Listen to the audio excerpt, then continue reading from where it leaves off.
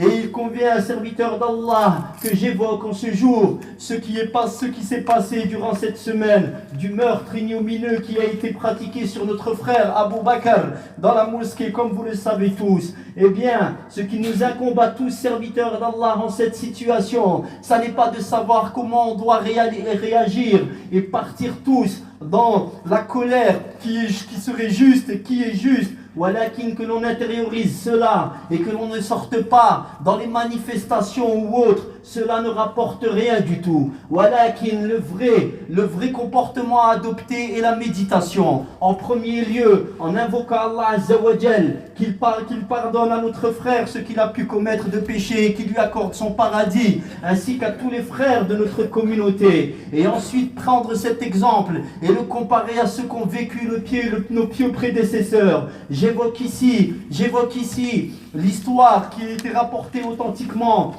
au sujet des compagnons du prophète sallallahu alayhi wa sallam, que l'on appelait al-Qurra, les lecteurs, les récitateurs du Coran, car ils étaient versés dans le Coran. Et une tribu était venue demander traîtreusement au prophète sallallahu alayhi wa sallam de leur envoyer des lecteurs afin qu'ils leur enseignent le Coran et la religion d'Allah Azza wa Jal. Et le prophète leur a envoyé des lecteurs. Parmi eux, il y avait un compagnon radiyallahu anhum qui se nommait Haram ibn Milhan. Eh bien, ses compagnons ont été pris dans un guet-apens et il y eut un combat qui s'est déroulé entre eux et les personnes qui voulaient soi-disant apprendre la religion et qui les ont pris par traîtrise et qui ont ourdi contre eux. Il y a eu un combat et ils ont été tués. Eh bien, Milhan ibn Haram, qui est parti donc avec cette intention d'enseigner la religion, a été poignardé,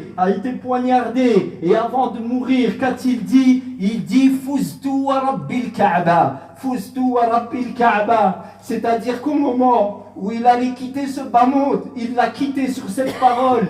Il dit j'ai réussi par le Seigneur de la Kaaba. C'est-à-dire qu'il s'est fait tuer traîtreusement. Walakin, il avait vu ce que nous ne voyons pas, et il a vu sa réussite.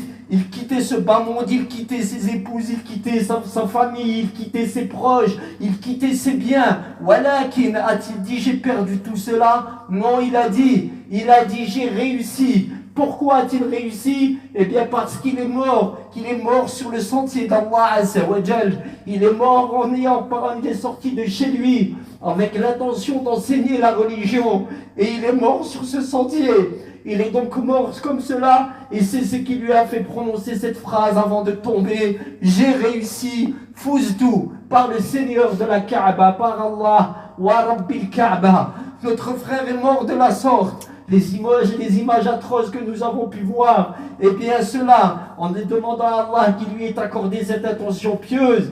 Alors ce frère, il est mort dans cette situation. Il voulait enseigner la salat à cet individu, et il lui a effectivement montré la salat, et cet homme l'a donc poignardé alors qu'il était en soujud. Cela en réalité représente en vérité une situation enviable, une situation enviable, car nous allons tous quitter ce bas monde. Mais dans quelle situation allons-nous quitter ce bas monde? Comment serons-nous? Combien sont les personnes qui se retrouvent à mourir au volant de leur voiture à 4 heures du matin parce qu'ils sortaient de boîte de nuit avec la musique à fond dans la voiture, et qu'ils se font un accident et qu'ils sont en état d'ébriété? Combien de personnes se retrouvent à mourir dans le haram? Et les exemples sont nombreux. Voilà qu'il notre frère est mort dans cette situation. Voilà ce que nous devons méditer, pas autre chose, car vous l'avez entendu, nous allons quitter le bas monde